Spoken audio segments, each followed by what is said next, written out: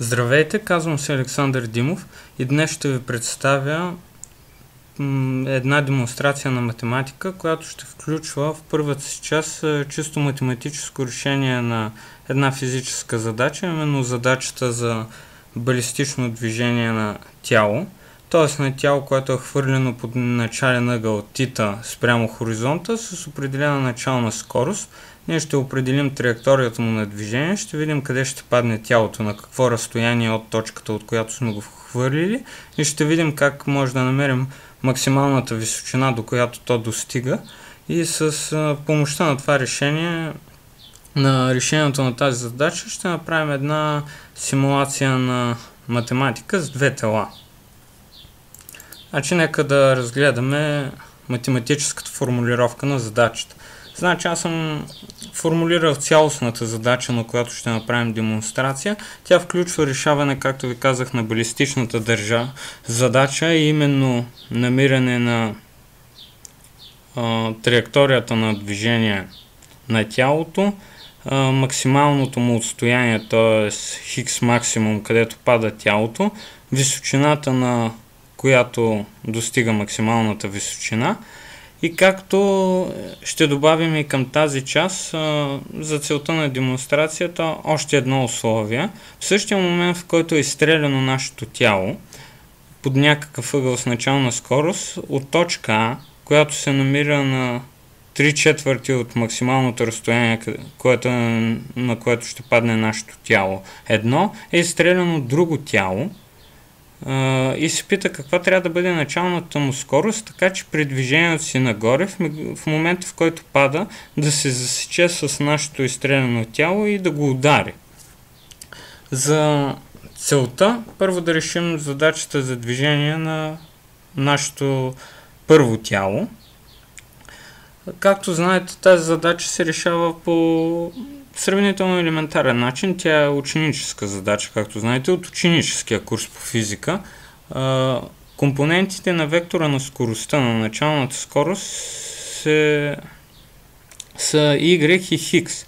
Ние може да разделим движението на две движения, именно едно движение по x и едно движение по y, като скоростта на движение по y е именно компонентата v0y, а скоростта по хикс е v0x. Тъй като ние боравим с две тела, ще добавим един индекс единица.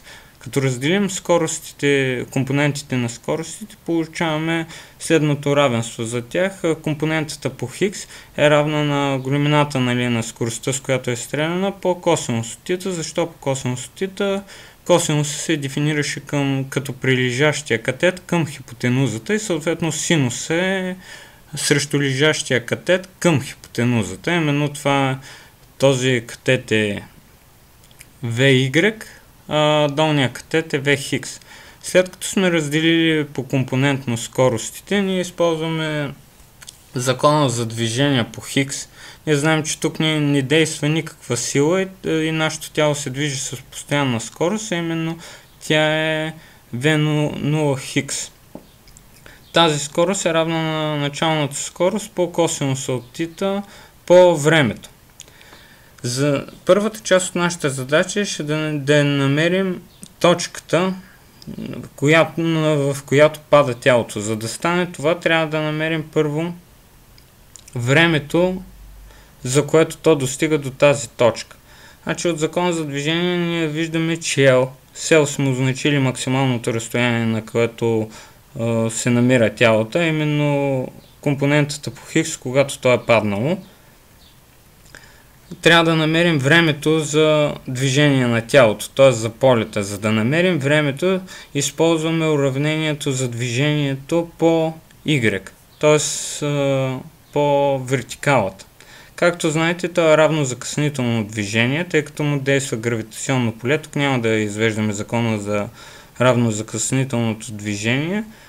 Той има следния вид, той е общо познат. Нашето тяло в първоначалния момент се намира в точката 0, тъй като така сме избрали координатната система да съвпада с мястото, откъдето хвърляме тялото.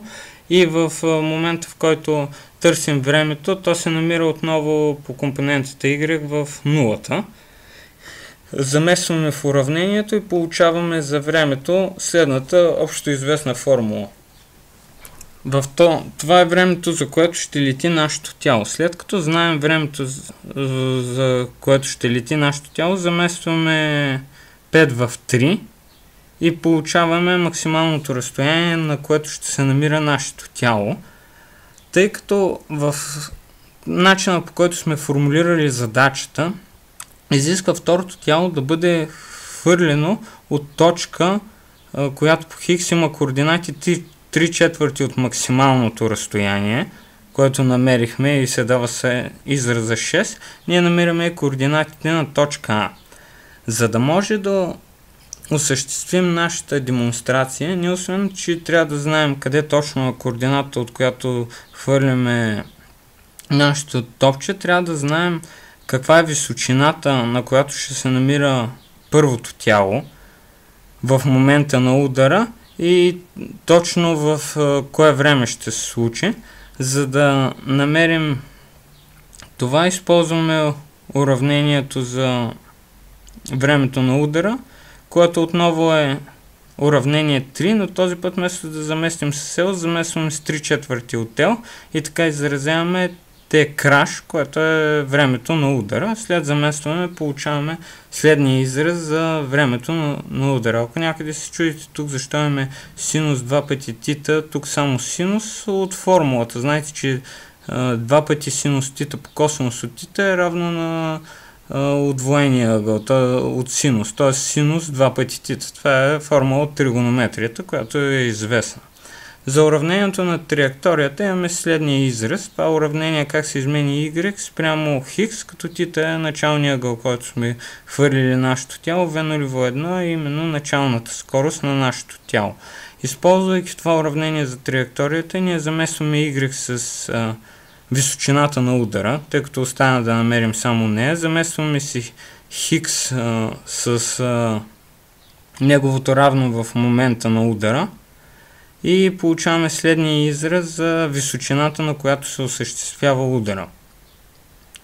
След това, единственото, което ни остава да намерим е, за да се получи такова движение, при което в първоначалния момент изстрелваме нашето тяло и в същия момент хвърляме едно тяло нагоре, което падайки надолу трябва да удари нашето тяло, трябва да определим с каква начална скорост трябва да бъде изстреляно нашето тяло. Разбира се, това по интуитивни съображения може да се съобрази, че това именно трябва да е нашата компонента по Y на първото тяло. Скоростта на второто тяло трябва да е равна на компонентата на нашето първо тяло по Y, но аз тук съм ви го развил по-подробно как се извежда и как се намира решението. Именно като разглеждаме задачата за тяло хвърлено вертикално нагоре и падащо надолу, като искаме да определим момента T, в който то ще се намира на някаква височина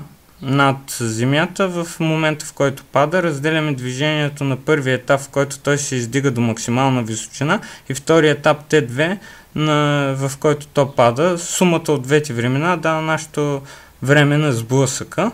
Освен това, даваме формулата за максималната височина, на която тялото ще се намира, и освен това времето за достигането и до максималната височина. Ето е самата максимална височина. След заместване и някои физически съображения установяваме именно това, че нашето тяло, тъй като той има, не съм написал хикс или y компоненти, тъй като казахме, че той е хвърлено вертикално нагоре, той изобщо няма хикс компонента, ще бъде равна на компонентата по y на първото тяло, или тук е изведено математически.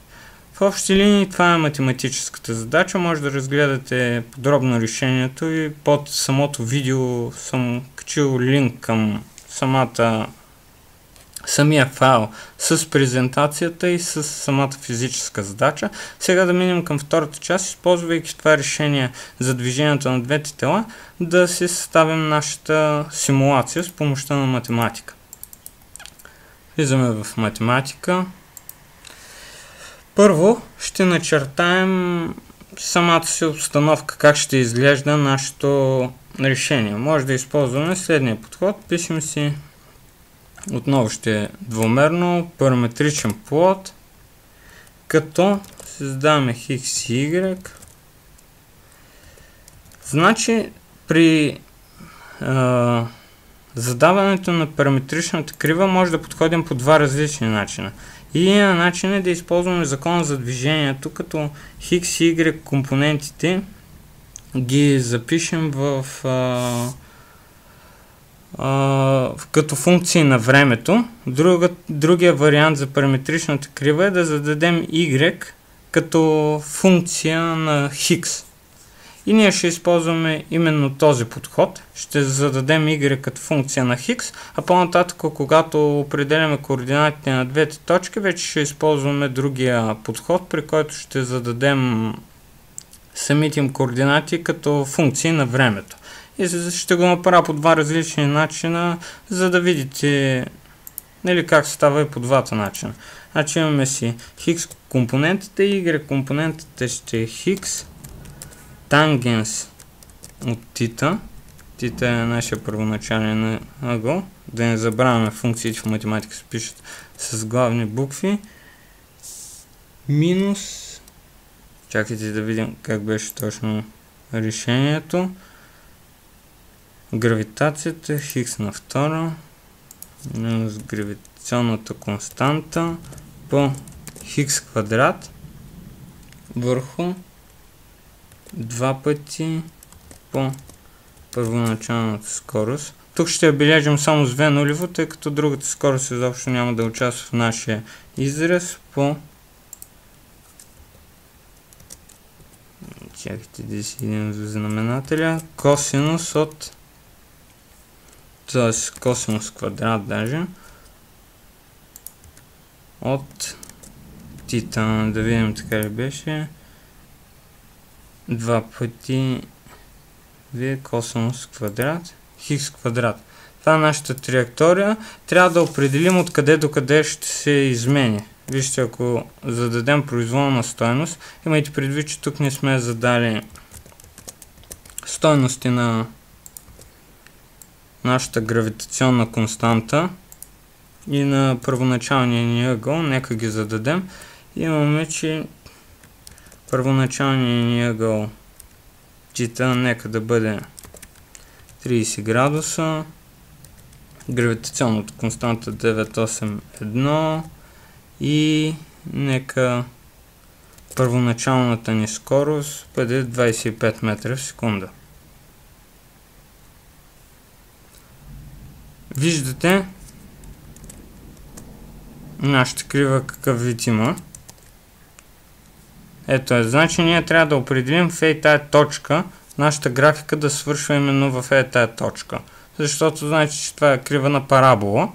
Ние ще вземем само горния отрязък на нашата парабола, именно това е нашето движение отдолу удара в земята. Тая точка е именно по хикс максималното разстояние, на което отива нашата точка, е именно L. Значи L се дава с V нулево квадрат, синус от 2 пъти G и тук се заместваме с него.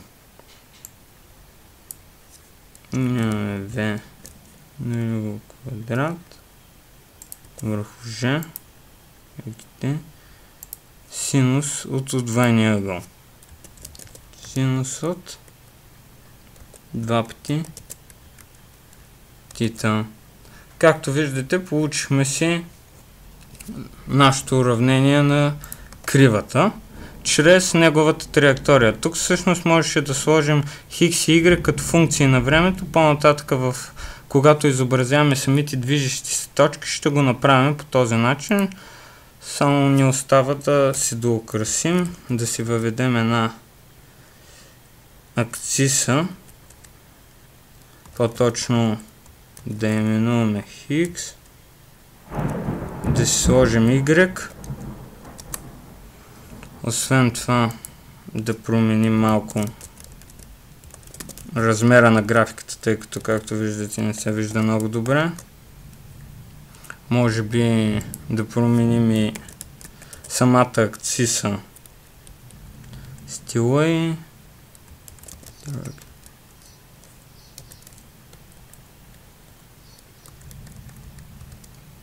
примерно да ги увеличим 14, може би да ги отдебелим. Да, ще стане директив. Това е команда, за да може двете команди да важат едновременно и за абсцисата и за ординатата. Така отдебелено, мисля, че придоби по-добър вид и може би да я направим пунктирана. Под стайл. Нека тънка и пунктирана. Това е в общи линии уравнението на нашата траектория. Сега, след като сме направили нашата траектория, ни остава да зададем едно тяло, което ще се движи по нея, едно тяло в някаква позиция, което ще бъде хвърлено нагоре и ще се удари в това тяло. За да направим това, вече X и Y трябва да ги направим като функция на времето и да си въведем една нова функция. График, с помощта на която и в която ще изобразяваме точките. Забравихме нашата функция show, която беше за показване на функциите. Нашата графика ще включва точките, които ще трябва да изобразяват нашите две тела. Първа точка и втора точка. Едната точка ще я направим зелена. Другата точка червена. Първото тяло ще е червено, второто ще е... Нека едната точка за сега има такива координати. Другата е примерно 44 по 0. Point. Може би размера им е малък. Не се виждат. Point size large. Ето ги двете точки. Сега, за да си допълним демонстрацията, ние трябва да намерим закона, по който се изменят именно тези точки. За целта си въвеждаме нашата функция manipulate. Въвеждаме си един аргумент времето, което се изменя от 0 до. И сега, за да видим как се изменят координатите като функция на времето, трябва да използваме именно закона за движението. А именно по Хикс нашата точка 1 има тази функция, т.е. началната скорост по косинуса от началния ъгъл по времето. За целта си инициализираме една функция, която ще носи името на Хикс, ще включва времето като свои аргументи, ъгъла тита, именно началния ъгъл, и освен това ще включва гравитационната константа, мисля, че. Да. Не, това е по Хикс, не трябва да включва гравитационната константа, началната скорост, и получаваме следната функция. Си дефинираме V нулево по косинус от тита по времето. Така дефинираме Хикс координатата на нашата точка. на втората ни точка хикс координата ще е постоянна, защото тя е фърлена вертикално нагоре. После ще трябва да проверим къде е 3/4 от максималното разстояние. Значи това е максималното разстояние на което отива нашата точка. 3/4 от него. Както виждате, ето е нашата точка, ние близко бяхме до нейното положение. Сега, за да видим как ще се изменя нашата точка по Y, отново търсим закона за изменение по Y.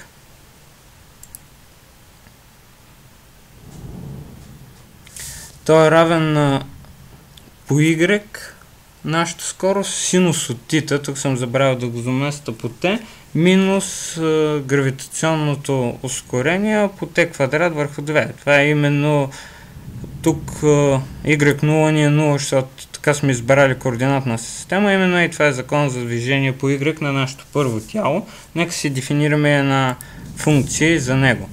Че имаме си y функция. Тя ще е равна на.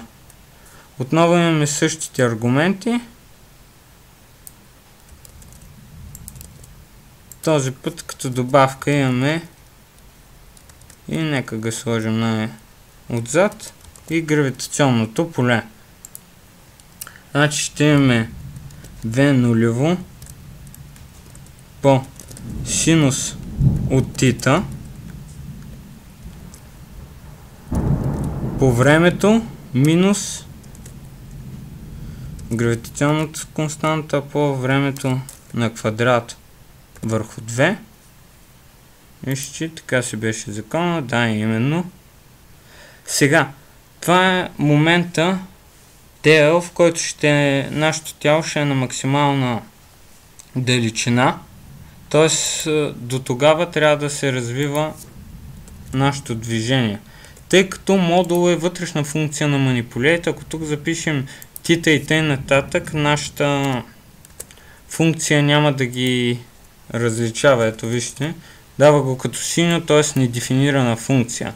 Трябва да си ги въведем тук ръчно, иначе може да ги дефинираме в инициализацията допълнително, но аз предпочитам този подход, а вътре вече да си дефинираме самите променливи, че имаме синус от отвоения ъгъл, 2 пъти имаме 2 по 25. Така, сега тук трябва да се заместим хикс, да си дефинираме хикс координатата, θ, y и y координатата, която ще има следния вид.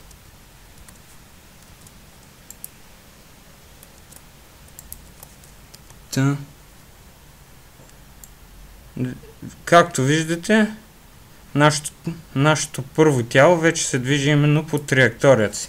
Виждате, че няма значение как ще зададем закона за движението му. Като параметрична крива, както сме направили в параметрик плот, или чрез функцията на времето, т.е. закона за движението. Нищо не ни пречи да копираме тези функции, да ги сложим тук и просто е тук да копираме тия параметри, да дефинираме променливата теза, именно за да видите, че няма разлика, ви показвам и двата подхода. Сега остава да видим как ще се движи точката 2, т.е. второто тяло, като функция на времето и то. Значи за целта неговия закон за движението е абсолютно същия като закона на нашето тяло по Y. Тоест изменението по Y. Чакайте малко. Какво направихме?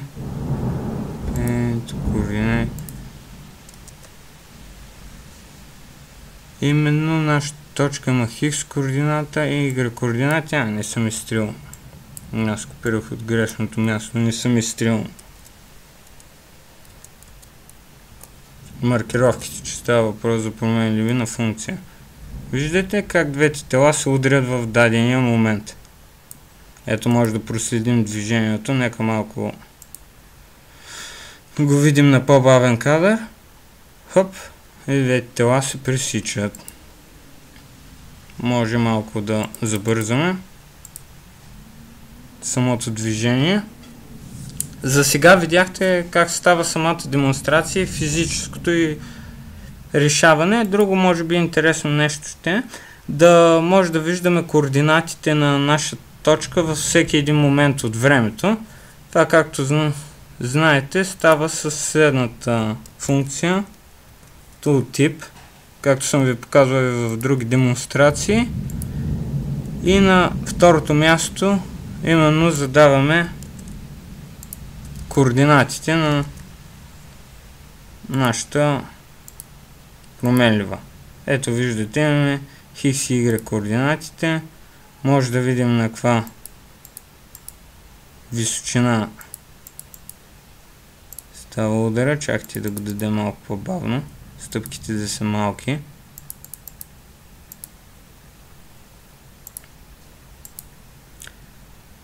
Ето виждате изменението на координатите и някъде в 55 че се достига крайното положение. Общо взето това е физическото решение на задачата и направата на една елементарна демонстрация с помощта на математика, която включва няколко функции, като нищо не пречи да си отсветим примерно лейбъла, който добавяме в самата демонстрация, като може да му променяме цвета и т.н. Нека да направим, нека ви покажа как става. Този тип стайл, примерно green. Нека да е зелено.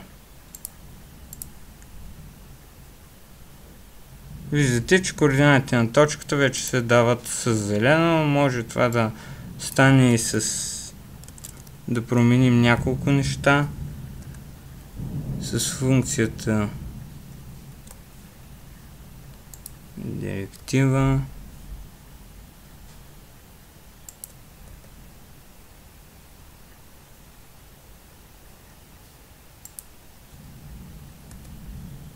Така, тази запитайка махна, зелена и примерно удебелена и примерно по-големи, за да се виждат ясно.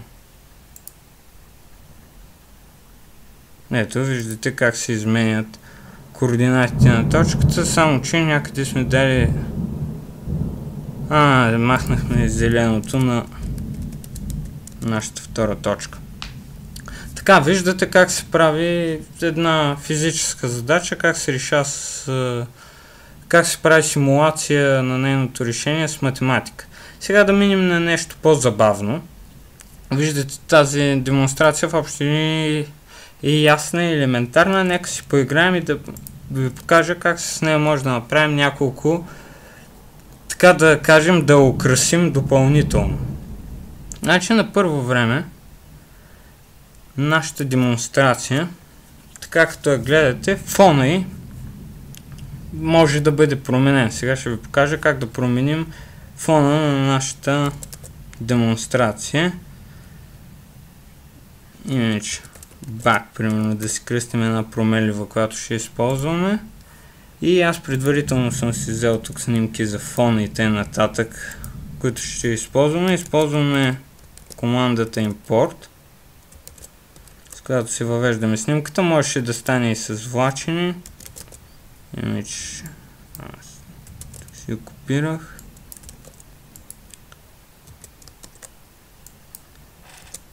Като сега трябва да направим на нашата графика фона да е именно тази картинка. За целта влизаме в функцията plot или по-добре в show. И в двете може да го направим, но най-добре в show.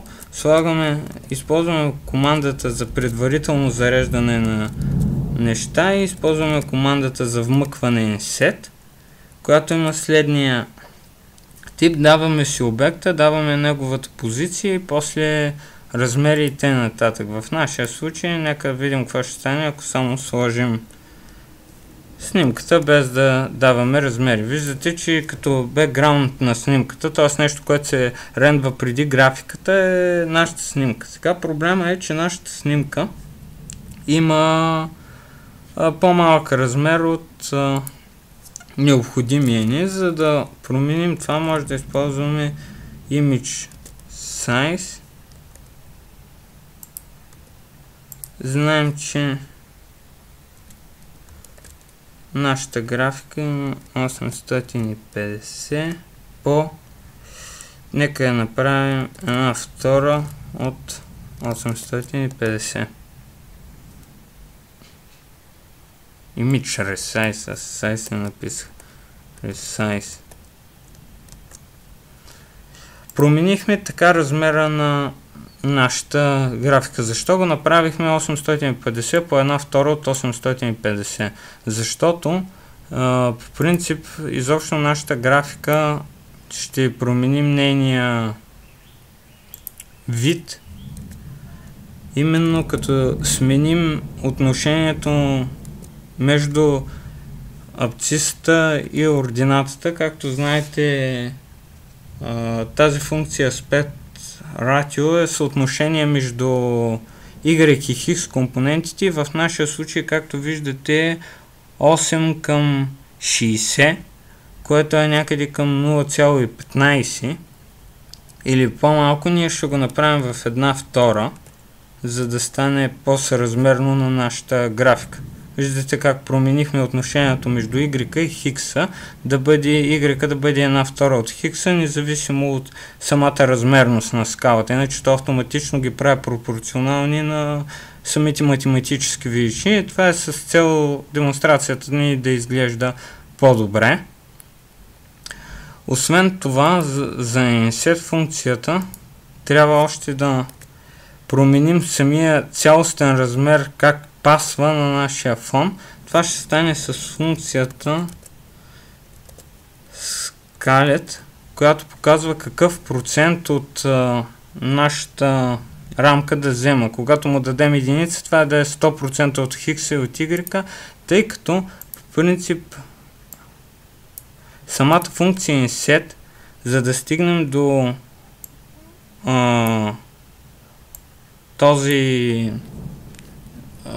тази опция, трябва да дадем преди това позицията. Ние ще го направим с командата автоматично.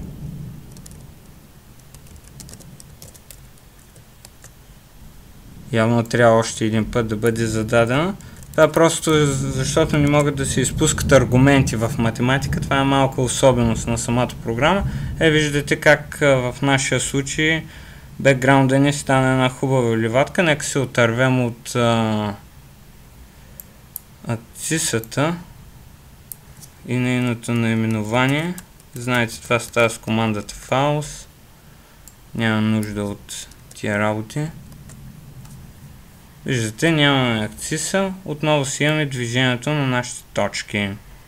Сега, за да добавим още функционалност в нашата графика, ще ви покажа още нещо забавно. Пак си използваме същата функция import и си въвеждаме още няколко картинки. Едната картинка е това пиле. Разбира се, това може да стане и с обикновено влачене, но аз искам да ви покажа как става image 1 по по-правилния начин. На същото място, където използваме в нашия случай координатите, вече няма да ни трябва, типа го махаме до ето тук.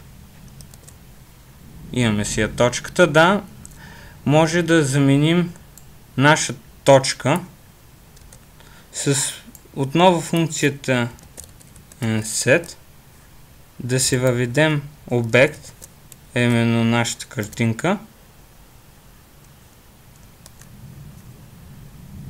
и виждате как имаме вече един обект, нашето пиле.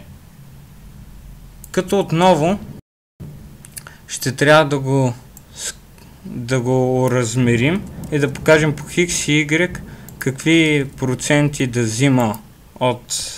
Тук пропускаме едното автоматично, тъй като сме въвели вече координатите. В предишното бяхме пропуснали координатите, може би 0,01 ще е много малко. 0,8. Ето виждате нашето пиле. По същия начин си въвеждаме, за да ви се запомнят във файла картинките и да нямате нужда от компютъра си, като го изпращате на някой друг демонстрацията, е добре да използвате този начин на въвеждане, те ще бъдат сейвани. След това, значи в нашия случай ще ни трябва и това. Import. Въвеждаме си тази променлива, нека кръстим с многоговорещите ни image 2. По абсолютно същия начин е image 1, махаме си зелено, караме си insert и на мястото на insert си въвеждаме image, само че image 2, като използваме същата размерност, каквато и в предишния случай. Виждате двете топчета как се движат. Вече демонстрацията ни придоби съвсем различен вид. Сега, за да стане по-интересно, защото в нашата демонстрация, както виждате, нищо не се случва, ще си добавим една друга функция, чиято помощ ще си въведем една променлива, която ще ни промени графиката след момента на сблъсъка. А за да стане това, изобщо цялата е тази графика, която ние чертаем, ще направим така. С една команда if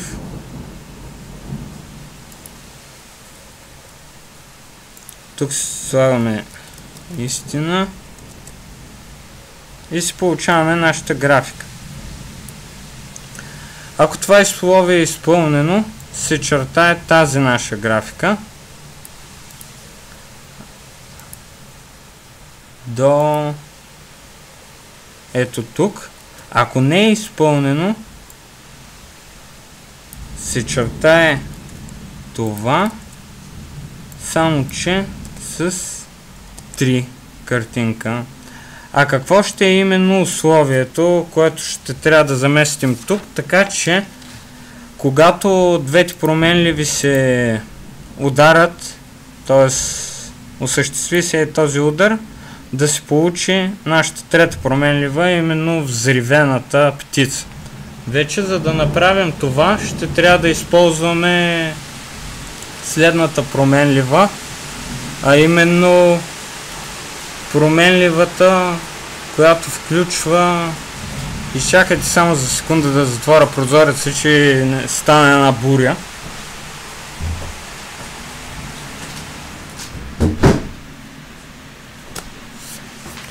Тъй като навънка стана ураган, просто не ми се прекъсваше видеото.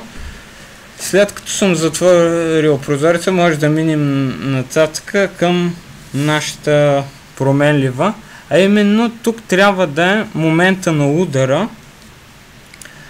когато нашата променлива T, която се изменя от 0 до крайното време, достигне именно този момент на удара, да преминем не към първата картинка, към втората. Това как може да стане? Като тук сложим T crash минус нашето T и това трябва да е по-голямо от 0. До тогава ще ни чертае нашата първа променлива, а след като бъде това престанало да бъде изпълнено, ще ни дава нашата втора променлива. Именно това е insert. Дайте да го сложим в такива скоби. За целта трябва да видим как беше, в кой момент се осъществява удара. Именно това е 3 пъти V нулево синус от тита върху 2 пъти G. Имаме 3 пъти по V нулево по синус от тита върху G. Дайте пак да видим как беше променвата. 3 пъти V нулево синус от тита върху 2 пъти G. И нека видим сега как се получава нашата демонстрация. Виждате, нашите две тела се движат. В момента на удара как се променят. Ето как с математика може да направите доста забавна анимация, илюстрираща движението на балистично тяло и на друго тяло в същия момент на изстрелване на първото, което е хвърлено от дадена позиция вертикално нагоре.